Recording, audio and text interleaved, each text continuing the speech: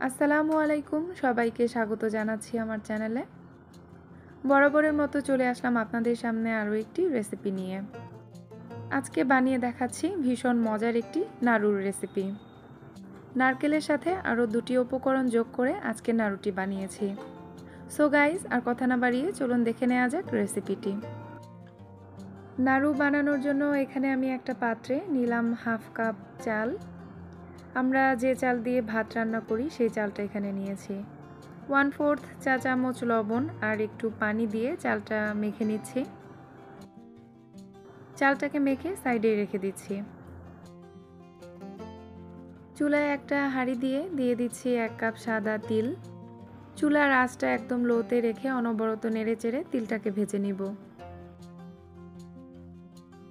তিলটা ভাজা হয়ে গেলে অন্য একটা পাত্রে ট্রান্সফার করে নিলাম। সেম হাঁড়িতে লবণ আর পানি দিয়ে মেখে রাখা চালটা দিয়ে দিচ্ছি। এবার চালটাকেও অনবরত নেড়েচেড়ে ভেজে নিতে হবে। আর এই পর্যায়ে চুলার আঁচটা মিডিয়াম ফ্লেমে রেখেছি। দেখতেই পাচ্ছেন চাল ভাজাটা হয়ে গেছে। এটাও অন্য একটা পাত্রে ট্রান্সফার করে একটু ঠান্ডা করে নিচ্ছি। চাল ভাজাটাকে মোটামুটি ঠান্ডা করে একটু গ্রাইন্ড করে নিব। তবে এটা কিন্তু একদম মিহি গুঁড়া করা যাবে না।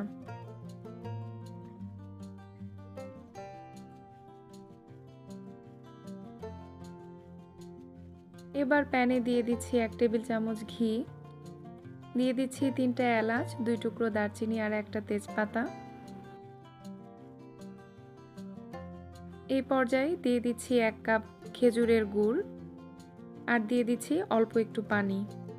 আপনারা চাইলে খেজুরের গুড়ের পরিবর্তে আখের গুড় অথবা চিনিও ব্যবহার করতে পারবেন।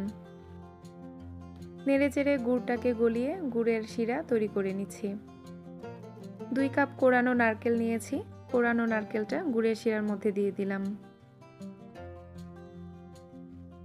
চুলাটা মিডিয়াম টু লোর মাঝামাঝি রেখে এটা অনবরত নাড়তে হবে ততক্ষণ পর্যন্ত যতক্ষণ না নারকেলের মধ্যে আঠালো একটা ভাব আসে। আর অবশ্যই চুলার জালটা কমিয়ে রাখতে হবে। চুলার জাল বাড়ানো থাকলে নারকেলের মধ্যে কিন্তু আঠালো ভাবটা আসবে না।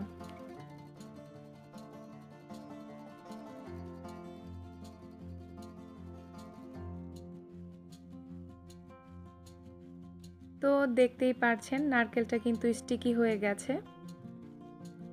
এর মধ্যে থাকা এলাচ, দারচিনি আর তেজপাতাগুলো তুলে নিচ্ছি এই পর্যায়ে।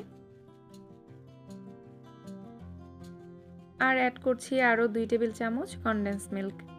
যেহেতু এখানে চাল ভাজার গুঁড়া আর সাদা তিল অ্যাড করব, যে কারণেই এটা আরও স্টিকি করার জন্য কনডেন্স মিল্ক অ্যাড করলাম।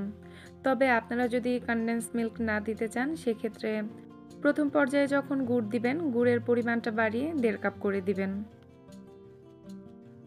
নেড়েচেড়ে ভালো মতো মিশিয়ে নিচ্ছি। আর এই পর্যায়ে চুলাটা আমি একদমই লো ফ্লেমে রেখেছি। এবার এর মধ্যে অ্যাড করছি চাল ভাজার গুঁড়া আর সাদা তিল। সাদা তিল আমি 1 কাপ ভেজেছিলাম, তার মধ্যে থেকে হাফ কাপ এখানে দিয়ে দিলাম। এবার সব কিছু ভালো মতো নেড়েচেড়ে মিশিয়ে নিতে হবে।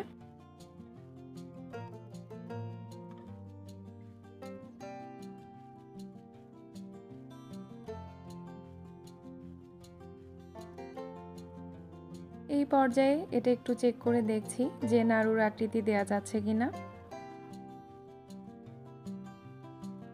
দেখতেই পারছেন খুব ইজিলি কিন্তু এটা দিয়ে নাড়ু বানানো যাচ্ছে।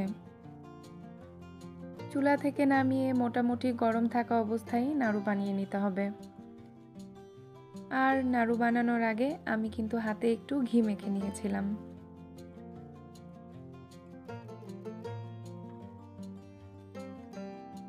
নারকেল, তিল আর চাল ভাজার এই নাড়ুটি খেতে কিন্তু ভীষণ মজার হয়।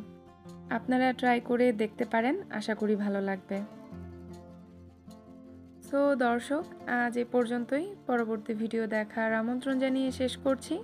সে পর্যন্ত সবাই সুস্থ থাকুন, ভালো থাকুন। আল্লাহ হাফেজ।